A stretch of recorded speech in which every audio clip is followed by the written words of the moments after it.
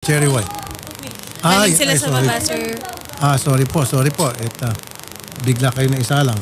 Sabi ko, bago mag 3 o'clock, sorry na, medyo na-pa-extend yung kanina. Complainant. Sige. Magandang hapon po, Ma'am Cherry White. Hello po, magandang hapon po. Nasabi na po sa amin kanina ni Sherry yung problema at susubukan po namin, tingnan namin kung pwede natin maayos pa to. Gaano kayo katagal na po magkasintahan ano po etapa? Start po nung December 13. Dito lang po, bago lang. 1 year. Wala pang 1 year. Wala December po. 13. Okay. Well, sa akin naman po yun. Kahit paano, December, January, February, 3 buwan na kayo. Yan ho bang pinag-ugatan ng away ninyo? Ito po kasi yun eh. Pinagbintangan ako na nag-hack po daw ako ng Facebook.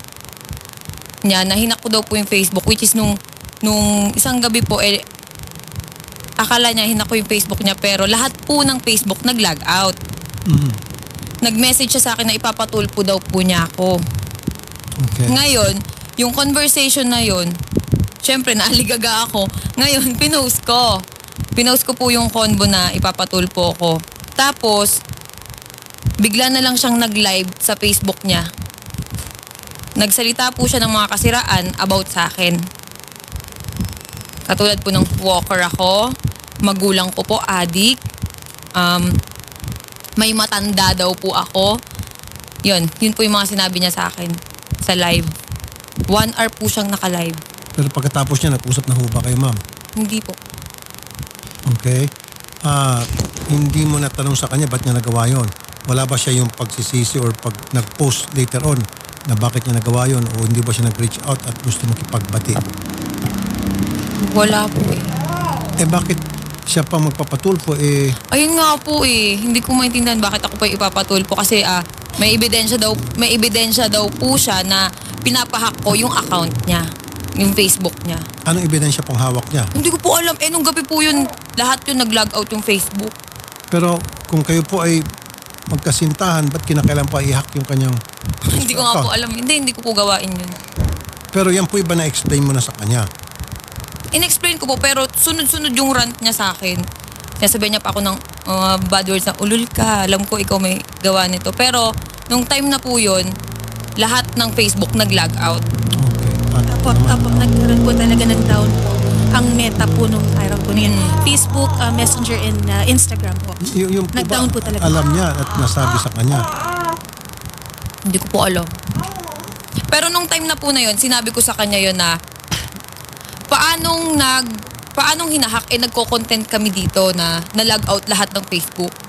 Sabi niya, ulul ka, ikaw lang gagawa nito, alam ko yung ginagawa mo. Pero ano motibo para gawin niyo sa kanya? Hindi niyo ba na ipaliwanag sa kanya na ba't ko gagawin yun? Ba't kita i-hack? Sir, puro bad words po yung sinabi niya. Ako, kalmado lang. Sabi ko, hindi ko gagawin yan. Nandito po yung conversation sa akin. Pero sa palagay niyo po, bakit niya naisip yun? Marami Siguro nang po pwedeng dahil po pagbintangan. galit siya. Galit siya? Bakit po siya galit? Sir, ba't hindi magalit yun? Nakakatakot. Kaya nga boy tapang eh. Opo, nakakatakot talaga. Dapat prepared ka na kung makipagrelasyon ka sa kanya. Hindi, kaya nga po na Alam mo ipag-iwalay dapat- na ako eh. Ayaw niya. Ayaw niya. Siguro give it a try. Kasi siyempre ma'am, nung pinasok mo relationship with him, alam mo kung ano yung karakter niya, pagkatao niya. Dapat tanggap mo Sir, niya, nung ready nagkakilala ka. kami, hindi po siya ganun. Sobrang lambing niya. Sobrang bait niya. Okay, maganda yung sinabi mo. So, Opo. ano sa tingin mo ang dahilan nung sobrang bait niya, sobrang lambing niya, biglang nag 360 degrees?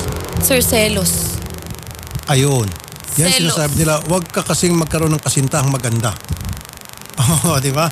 Kasi kung ikaw magkasintahan maganda, talagang marami kang problema dyan. Siyempre, Sir, natural. maganda eh. Hindi po daw ako maganda. Kasi sinasabi niya sa live, unggoy ka din. Tanggalin mo yung maskara mo.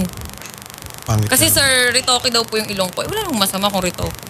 Doon sa mga mga selosa at seloso, wag na kayo magkasintahan ng gwapo at maganda para hindi na kayo magsiselos. Wala nang aligid-aligid. Di ba? So, nagsiselo siya. Baka naman may pagbasihan, ma'am, para maging fair. Baka naman may pagbasihan yung pagsiselos niya. Sir, ito nga pilit kong sinasabi noon sa social media, ilabas mo kung anong dahilan ng hiwalayan natin. Bakit hindi mo malabas? Kasi sir, ayoko magsalita masisira siya. Hindi, pero ma'am, kasi wala siya dito, subukan natin tawagan. Yung bang, okay, dati malambing siya, sabi niya sweet. Sobra. O, Para siyempre, akong prinsesa. tama lang yon. Usually ganun talaga pag naniligaw. Pag tumagal-tagal na, hindi naman lahat, medyo may pagbabago. Pero, what led to it? Ano po yung mga nagawa mo sa tingin mo sa kanya na para naging ganun po yung kanyang pag-aasal na ngayon sa inyo?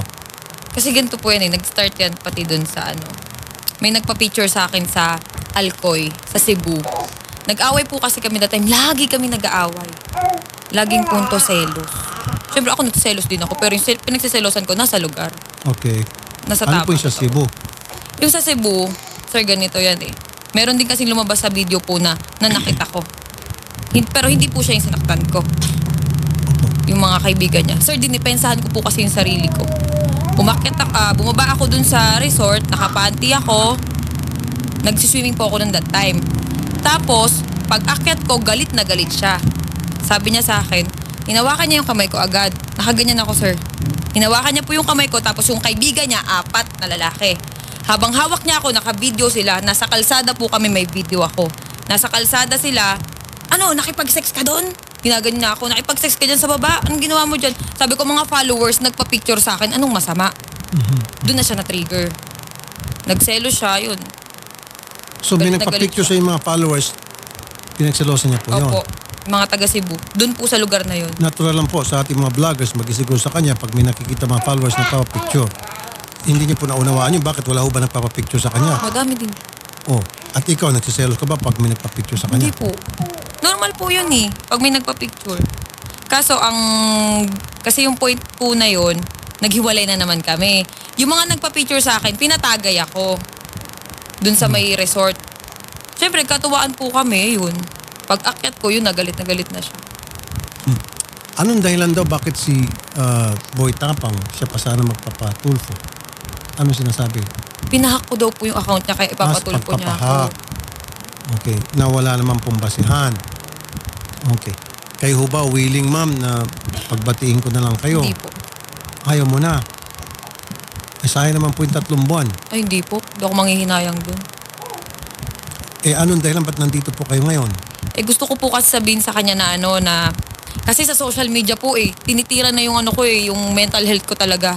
May mga nagbabanta din. Tapos, hindi na ako makatulog ng maayos sa lahat ng sinasabi ng tao. Ganyan pala yung babaeng yan, may matanda. Kasi yung sinasabi niya pong matanda, tatay po ng anak ko yun. Na 40 years old plus. Yun yung sinasabi niya na matanda ako. Tapos ito Pero na, okay. Yung ba na isabi mo sa kanya bago kayo nakipagrelasyon sa kanya na ako ay merong anak at ang tatay nito ay alam niya buntiso? po yun. Okay. So dapat hindi niya na sinisingil sa yun. Dineclare niya yun sa kanya. Okay. So ano pa po yung kanyang hinaing? Sa social media, yung mga luxury bag ko daw po ay galing sa sugar daddy. Yun yung sinasabi niya. Na pinost ko, galing po yun sa sarili kong pinagpaguran yun. Yun yung kasi may mga nagko-comment sa akin, uy, ang bag mo galing naman sa sugar daddy mo. Siyempre, nasasaktan ako, sir. Yung mga ganun na nadadamay din po yung anak ko sa mga comment. Kaya sabi ko, hindi po ako sumagot sa Facebook. Gusto ko daanin na lang namin sa Okay. Kasi ma'am, ito, kung talagang hindi kayo magpag-ayos at lumalato, kung yun po yung naitabi nyo o na screenshot nyo, yung mga pananalita na hindi totoo, pwede cyber libel natin. Kung sino man yung gusto nyo, may kagagawa niyan. Dahil sinasabi na ikaw ay walker, ikaw ay ganito, ganon, na below the belt po yun. Saka po yung nanay ko, tsaka yung tatay ko, sinabihan niya ng adik. Yun po, pwede natin makasuhan ng cyber libel mga yon. Nandiyan ho na preserve nyo yung mga post na yon. Hawak nyo pa po. Opo, may video. Sinend ko na po. Pwede ho kayo mag-cyber libel. Tutusin. Pero habang maaari sana, maiwasan natin, mapagbati namin kayo. Hindi po mangyayari yun. Kilala ko yun Okay. So, at least kayo po yung nakapagsalita na sa amin. Pag siya'y pumunta rito, alam na namin kung anong gagawin. Siya nga pala, kanina pala, malala ko, yung lawyer po ni Boy Tapang gusto ata makipag-usap off-air. So, willing ho ba kayo pagkatapos nito, pag-usapin naman kayo off-air. Sige Meron po. natang gusto sabihin yung lawyer. Siyempre, yung lawyer siguro, alam niya na pwede ka mag-cyber libel doon sa mga sinasabi mo. Pero ikaw ba walang sinasabi masasama kay Boy Tapang? Nagmura po ako kasi away namin yun eh. Nagmura po ako dun sa sa bahay ni Hindi, record. pero yung bang pinost niyo po na may sinabi kayong mga live delos, mga Ay, wala po. malisyosong mga panalita, wala. Walang cyber libel. Kasi alam ko po yung mangyayari. Kaya hindi po ako sumagot. Pero yung mga tao pong nagsalita ng mga hindi maganda laban sa inyo, paninilang puri, yun po, pwede tayo mag-cyber libel. Tutulong po kami. Okay? Sige po. Si Boy Tapang daw, mamaya na lang daw magsalita. Yung, may Actually, sir, panawagan. may post po siya sa Facebook 20 minutes ago kanina po. Kakagising ko lang, excited naman to. Kalmahan mo, alam ko, pangarap mo yan umabot sa Tulfo kagaya ng pag-utos mo kay Canada Girl dati. Asa na ang tawag, inihintay ko. Pero tinatawagan natin, sir, wala pong sumasagot po. Saan? Pupuntahan na lang daw po si Boy Tapang. Hindi niya tinatawagan? Ano? Shari? Hindi po, tinatawagan po natin, sir. Ringing po, hindi po sumasagot, sir. Pero May mga nakausap staff natin po kanina yung lawyer, di ba? Opo, hindi po sumasagot. Tas kanina, ngayon po, cannot be reached na po. Yung number po na ibinigay po ni Ma'am Kasi Cherry nga, White. ayaw nga nila ng on-air. Ang gusto nila off-air. Yung lawyer. Yung lawyer daw po ang willing Yung lawyer daw po, makipag-usap. Ma'am Cherry White, willing natin magpag-usap. So mas maganda kung lawyer, alam niya na anong pwede mangyari base doon sa mga sinabi mo na mga post. Actually, Sir Rapi, meron din po akong lawyer. Mm. Pwede din po rin yun. Pwede din po siyang yun din yung makipag-usap. Lawyer to lawyer. Opo. Patay na, mukhang tumitindi na to. Akong mari sana, kayong dalawa lang. Hindi po. Mas mabilis masolve yun kung kayong dalawa lang. Hindi Kasi na po pag lawyer kaya to lawyer, medyo ibang level. Napahiya na po kasi ako sa social media eh. Wala nang Nadama yung anak ko eh. Wala nang pag-asa na magkabalikan Wala kayo. po. Ano po mensahe nyo kay Boy Tapang? Huwag ko kayo magsalita ng mga masasakit. Alam ko po yun. Alam ko. Sige. Sir. Kasi Ano? sa Facebook ko nga po, hindi ako nagsalita ng di maganda. Dito pa po kaya. Sige po, ano po yung mga gusto sabihin sa kanya? Nanonood po siya malamang kasi kinatbilis na po siya. Pinatay niya yung cellphone. Ano po, ang gusto niyong, ayan po, tingin sa camera. Mensahe niyo po sa kanya. Wala. Good luck. Yun lang. Good luck. Good luck sa'yo. Good luck sa atin. Yun lang po. Yun lang po. Siya yung woman of few words. Sige po. Well, good luck din po. Mamaya po, ma'am. Siguro off-air ayaw nila. Subukan natin na on-air. So, lawyer mo, lawyer. Pag-usapin natin. Opo. Sige, salamat, ma'am. At good luck po sa inyong dalawa. Sige po. Nadalapon po. Yun. Thank you po. Kaya kayo dyan, huwag kayong umibig sa maganda at sa gwapo. Hanapin nyo yung pangit para wala na kayong problema. Hindi na magsaswangit ang mga mukha nyo. Totoo yan. Walang pinagawa yung selos. Yes. Thank you, ma'am. Di ba?